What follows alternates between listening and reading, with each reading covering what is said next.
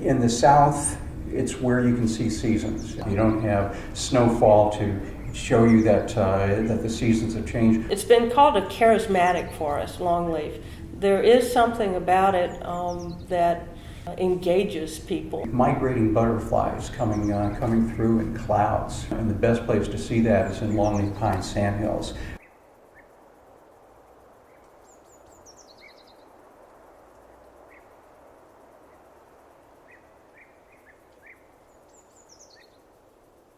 It built the South and portions of the country and portions of the world. But walking through the piney woods and the smells and all the different wildlife species and plant communities that are part of it were really ingrained in as a part of our culture.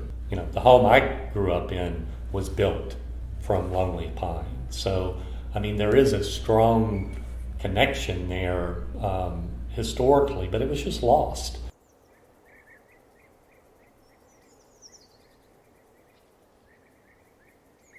Part of that ecosystem is not just the tree, it's the whole width and breadth of other bird species, mammal species, reptiles, plants, understory that is lost without the longleaf pine being part of the system. And the wildlife that depend upon that ground cover and that very open nature of the longleaf system, which lets a lot of sunlight down to the forest floor. If you allow that to change by having it dominated by hardwood species or species that don't let that sunlight down to the forest floor, you start losing all of that ground cover. If you get into the South and you want to save the save the landscape and recreate the landscape that was there, that this part of the country is based on, that means saving longleaf.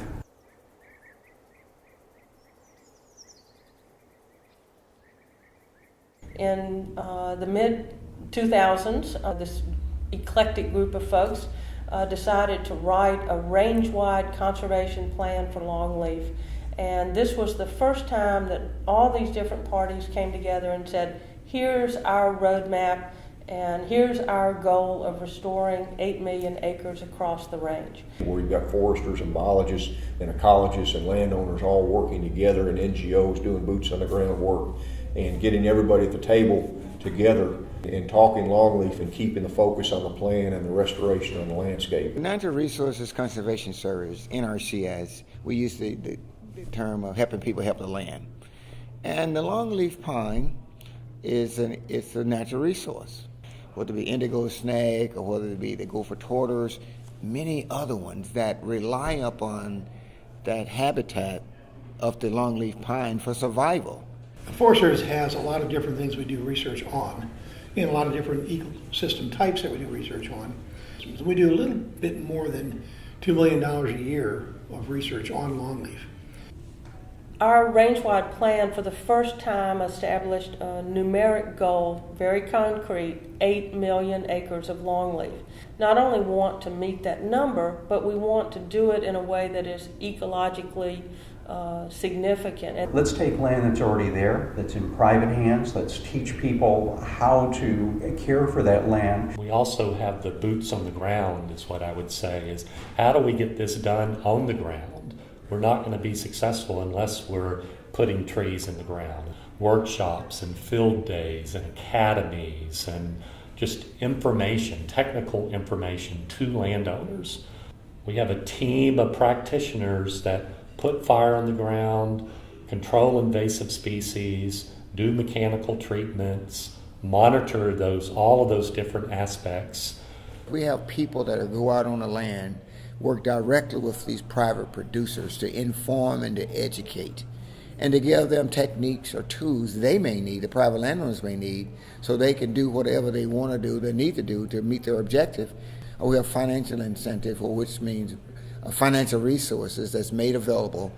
I'm on the Alabama Prescribed Fire Council, which is a council that promotes fire and educates people that are don't know about it. What about seedling supply that is specific to a certain area? You know, you may not want to use longleaf pine seedlings from North Carolina to replant in Texas. A lot of things like that are mundane, are technical, that need to be addressed, that are all part of pushing this forward. Landowner to landowner, communication is extremely important. And I get calls all the time from other landowners who are interested in longleaf that don't know about it. I'll have somebody come and say, well, I'm ready to plant longleaf, and where can I get seedlings? And it's already December, January, and they haven't done any site prepping. So far, what the Longleaf Partnership Council has achieved is a change in how the United States government is looking at its priorities. The strength is that we have people from so many different walks of life and such different expertise. Yeah, we've heard a lot of folks talk about, well, for instance, maybe Nature Conservancy is trying to do some work with longleaf on a piece of property. Someone else on the committee with, say, Bob White Quail could say, well, hey, we could work with you on that. NRCS. We as an agency, we believe in the collaborative approach. Hugh Hammond Bennett, who was the father of soil conservation, he believed that nobody knew more about what their local needs are or were than the local people.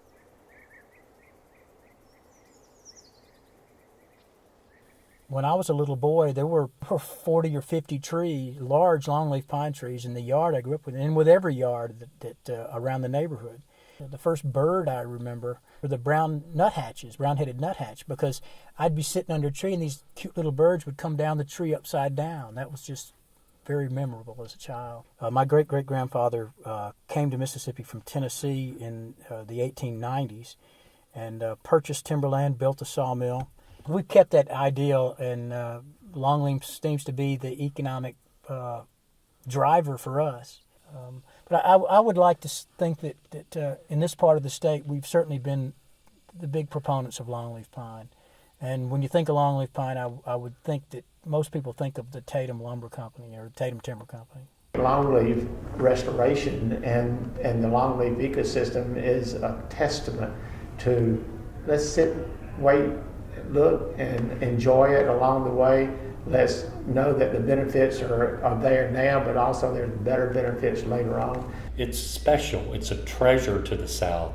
But we have to get those pictures, those stories, all of that back into our literature, into the education system. Share it with the youth in elementary education. I mean, those stories really aren't told any longer as they should be. So getting that back into the system, it doesn't happen overnight. We all have to work together to make that happen.